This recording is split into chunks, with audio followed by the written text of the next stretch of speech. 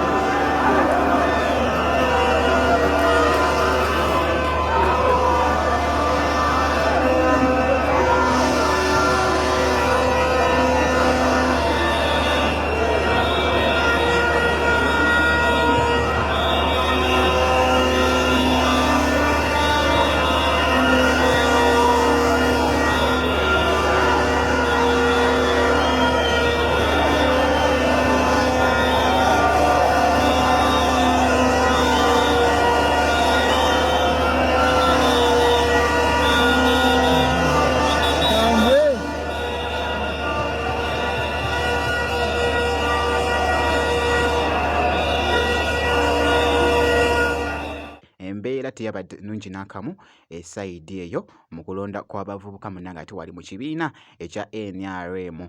Kankongereyoko wali Bobi Wine yabadde mu kuggulawo headquarters enkulu eza NUP wali mu Busoga naye ku bitambula eyaliko speaker omukyala Rebecca Kadaga kw'ossa na Anita Amonga ebiri mu kugenda mu maaso munanga ate okutambula.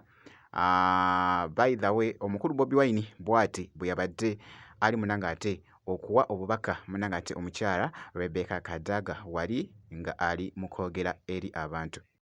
Omuntu gwenjagala ennyo mwabasinga e Busoga mumuyita maama naye nze muyita senga kubanga senga wange.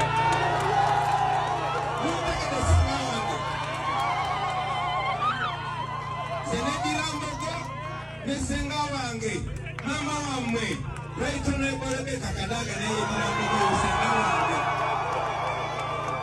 Neza okwemerera wane iganga musindikira obubaka mukobe nti ife tumwenda ino senga tetukwagala obusajja tebukwagala lwaki obwesibako olikwolite kyangu tukyuse embeera kuno omusajja obukuzalaba ati nekambireko senga kasitawemani naye senga fe mugambe fe tumwagala ate namwe abantu b'e Busoga yo baki bagambe naye mukiraba mwe temubiraba temubimanyi bakiserekeraawo.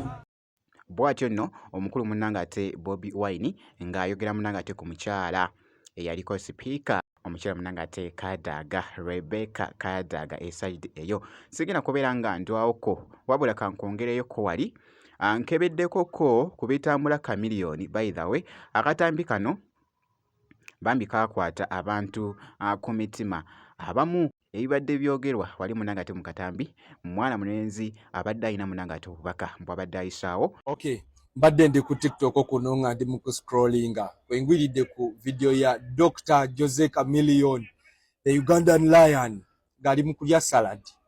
Oh my god, this is really good. I felt so happy okumulaba nga ali mu kulya salad.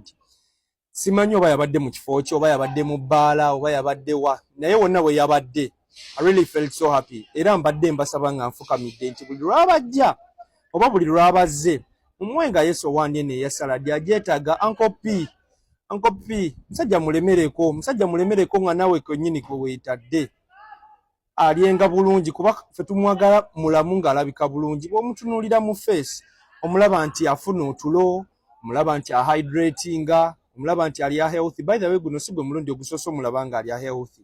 So doctor, big up on yourself. Channel gy'oliko y'entuufu kati.